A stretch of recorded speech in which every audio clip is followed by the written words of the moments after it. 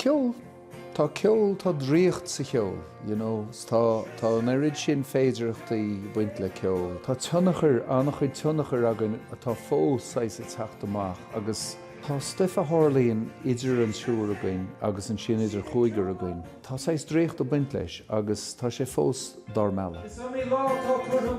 Tá muid an seo sa Stiúideo, tá muid tíomhthír don ionad ceardaíochta. Tá mis rééis anna chur ar náid seo le cúpla bliain an nuas. Achas tóla gur 5 bliain an beidir nuair a hiúil mé isteach an chéadúir dí náid seo.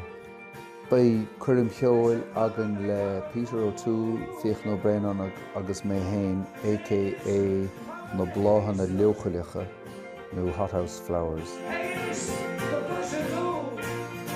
Siad chunis go bhfuil spás arís sa Stiúideo go bhfuil ceol beo ar fáil go phobal. Tá sé ceannas na seomraí ceol is sé ar domhan sin dearthóir acústach céanna I ringe dara ar Stiúideo seo an se sa Stiúideo sa ringe dara ar Abbey Road in London. So tá sé tá náid se tócaí go speisial go ceol. Tá atmosfér áling an, tá sé tólaí, tá sé pásanta, tá sé beag íontí an speisial do bhí seo. Airíonn an pobal gúil siad ní sé nús a bheith ceolchar an mór, suchaí is gúin an stáitse mór, ach tá sé nús go tú riint seomra sí leis na ceoltarí agus na hallingtarí cáiliúla seo, so tá sé go hálainn.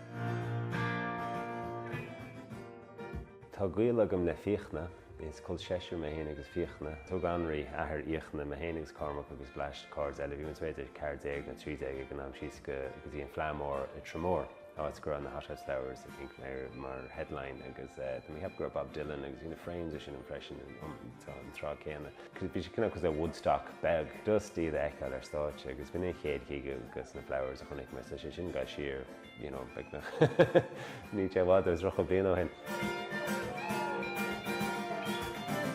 Nuair bhí muid óg, actually, cha mé sé bad níos mó ama I géirí ach scaoin am hána mé an seo le fíochna tá sínsir fíochna ar a garún rua agus seanachar fíochna bas an chearú ró agus óncail bheall agus na gailtar I leog timpeall ar a garún rua.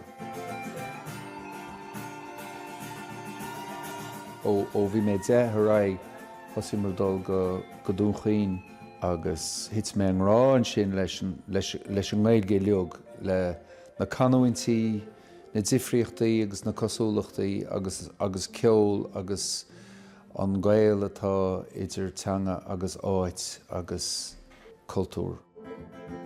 Chumar chuig na bláhannaí ar túr agus chumar go ceolchoirm an seo go na mara, chumar go dtí an daingean, chumar go múscrí, chumar go dtí an rhino gónach agus falcara.